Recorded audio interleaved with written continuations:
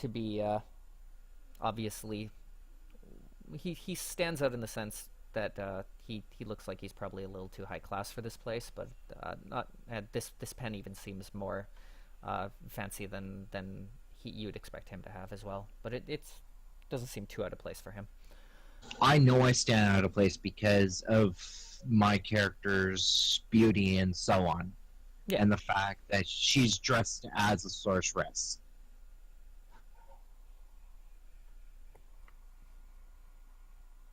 according to her, according to my character. And all the likes on Facebook.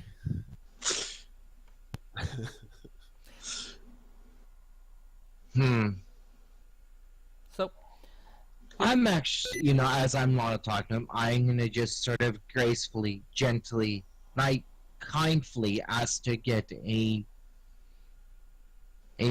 half, half a portion of like meat and so on, with a little more vegetables, certainly. So with some wine. so you order that. Takes a bit of time, but because the place is pretty busy. But once the food's there, he kind of like watches you intently to kind of see your reaction and see what you think and get your opinion of this horrible, disgusting food. I'm actually going to eat the food. I'm actually purposely going to try to persuade him that it's delicious. Okay, go ahead. Once I do it.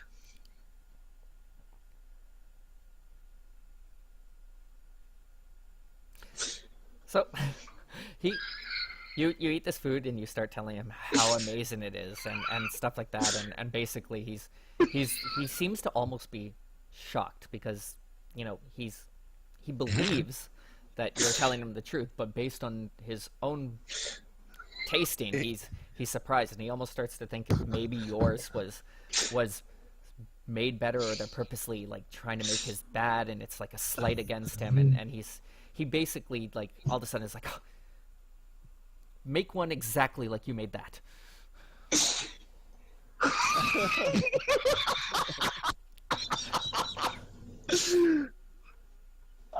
Sorry, but wait.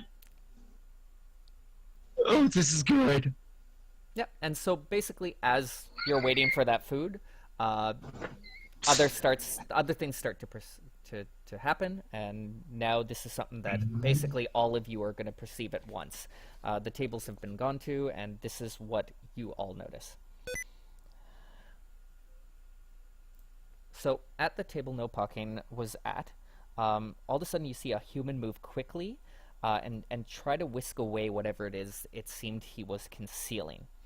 You hear the sound of glass shattering, and it echoes through the room, and then the human screams as his body is surrounded by a blue crackling energy.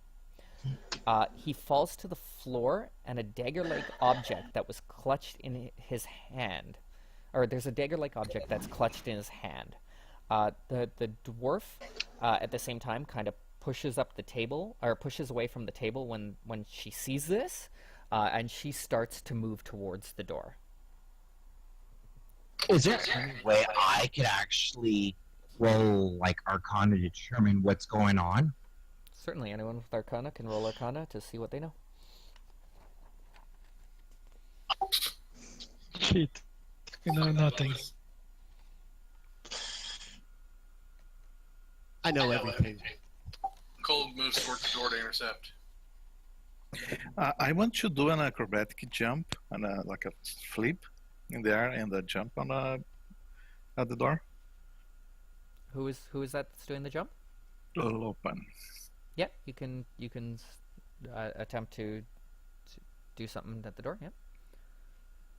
Is Annanglear already by the door where her table is?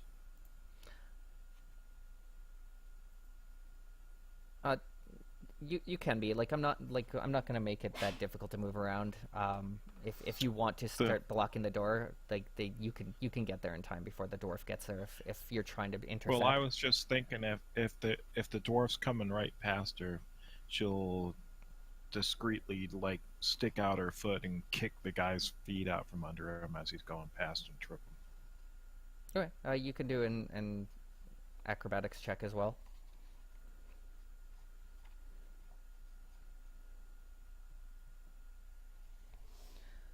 So you're not able to trip the dwarf. The dwarf kind of sidesteps it, but then Lopan kind of gets away in the door. Lopan, just so you're aware, like you were kind of in your conflict. People were paying attention to you, and obviously what was going on with you and the necklace, and people were kind of getting, riled up. But this definitely drew away the attention from what was going on with you, and people seemed to be focusing on this human cackling with energy. Egan, you're able to tell basically that it seems like whatever that individual was holding, it was holding some type of lightning or energy that you're seeing cackling around. Okay.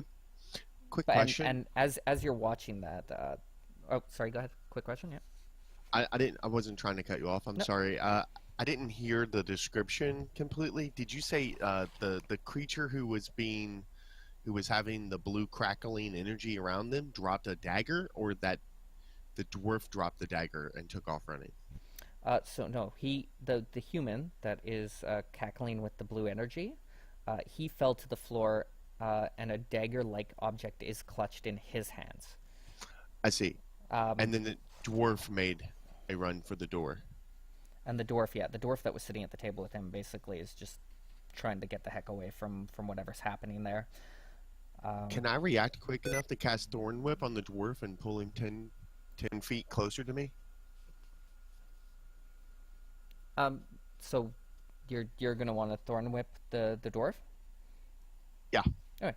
So Okay. so what I'll say here is